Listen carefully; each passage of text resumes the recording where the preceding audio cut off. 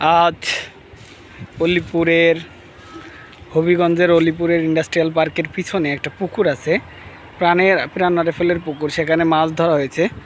এখানে আমরা অবশিষ্ট যে মাছগুলো অবশিষ্ট রয়েছে আর কি, সেখান থেকে মাছ ধরার অভিযানে এসেছি। আমার সাথে এসেছে আমার ছোট ভাই ফয়েজ। সে মাছ ধরতে নেমেছে, প্রাণপণে চেষ্টা করছে মাছ ধরার, কিন্তু এখনও পর্যন্ত ফয়েজ একটা মাছও ধরতে পারেনি। আপ্রাণ চেষ্টা করছে, ভাবছে যে সে মাছ পাবে হয়তো বা। এই যে সে একটা মাছ দেখেছে, মাছের পিছু নিয়েছে। তো আমি দেখবো ফয়েজ কী মাছ পাই। আমি আশাবাদী ফয়েজ যে কোনো একটা মাছ ধরবে। এই মিশনে ফয়েজ অবশ্যই সাকসেস হবে। ফয়েজ এইটার নিচে দেখো ভাই, আমি বিশ্বাস ফয়েজ একটা না একটা মাছ ধরবে। সে আমার সাথে চ্যালেঞ্জ করছে যে ভাই আমি একটা মাছ না একটা মাছ ধরবই। তো দেখি ফয়েজ তার কমিটমেন্টে সফল হতে পারে কি না, এটা এখন বড় দেখার ব্যাপার। সে যদি একটা মাছ পায়, মাছের ধরার সুবাদে আমি তাকে একটা গিফট করব। সেটাই হতে পারে ঈদ গিফট, না হতে পারে আজকেও গিফট। সে সারা পুকুর চষে বেড়াচ্ছে। এখানে অনেক বড় বড় মাছ ছিল, রুই মাছ, mirror carp, tilapia, silver carp. আমি আসতাম শুক্র শনিবার বিকালবেলা, এখানে আমি বসতাম, ভালোই লাগতো। হ্যাঁ, সে একটা মাছের বদলে এই যে শামুক পেয়েছে, শামুকটা আমার দিকে নিক্ষেপ করলো।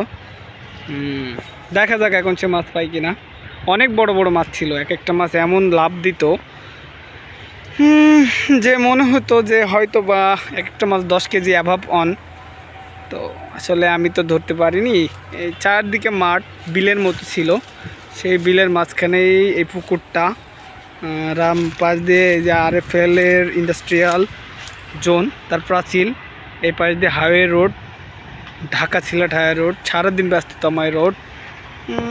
এর মাঝখানে যে একটু সমাজে সবুজের সমারোহ পাওয়া যায়, এটাই অনেক কষ্টকর। জমিগুলো যেভাবে ফসলি জমিগুলো যেভাবে ইন্ডাস্ট্রিয়ালে পরিণত হচ্ছে, আমার মনে হয় না যে আর 10 বছর পরে এই এলাকায় এই মাঠে কোনো ফসল উৎপাদন হবে। এখানে এক চাচা, সে আবহমান গ্রাম বাংলার মতো তার গবাদি পশুর জন্য ঘাস কাটছে। এখানে একটা ছাগল চড়াচ্ছে সে। তো সুন্দর, এলাকাটা অনেক সুন্দর। ফয়েজ মিশনে লেগেছে মাছ ধরার। সে এখন থরকোজ ব্যবহার করছে মাছ ধরতে। দেখবো ফয়েজ এই মিশনে কতটুক সফল হতে পারে।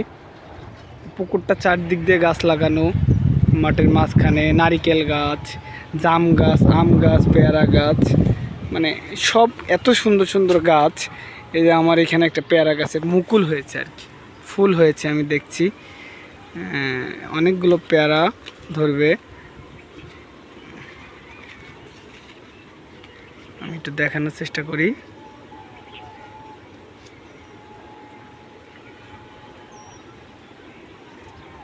জাম গাছে ফুল এসেছে। আমার মাথার উপরে একটা জাম গাছে খুব সুন্দর সুন্দর ফুল এসছে। ফুলগুলো দেখতেও ভালো লাগছে। আমার জামটা কেন জানি অনেক ফলের ভিতরে জাম ফলটা আমার খুব পছন্দের। ফয়েজ মাছ কি পাইছো? ওখানে দাঁড়িয়ে কথা বলো। কেন, তোমার কি মনে হলো? মাছেরা কি তোমার ধোঁকা দিয়েছে না ফাঁকি দিয়েছে? কেন? তাহলে তুমি তো মাছে তোমার ছেঁকা দিল। হ্যাঁ, ফয়েজ উঠে পড়ছে। এই যে উঠলো, এই পড়ে যাবো তো। এই তোমার স্যান্ডেল, লেবু। ফয়েজ একটা সততার সাথে লেবু চুরি করেছে। এই যে সেই লেবুটা। পা মুছছে স্যান্ডেল পরো। এটা পজিশন জায়গায় পাটা মুছছে, ভালো লাগবে।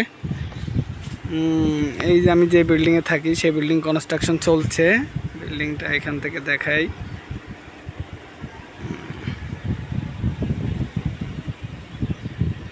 তো ভালোই লাগলো।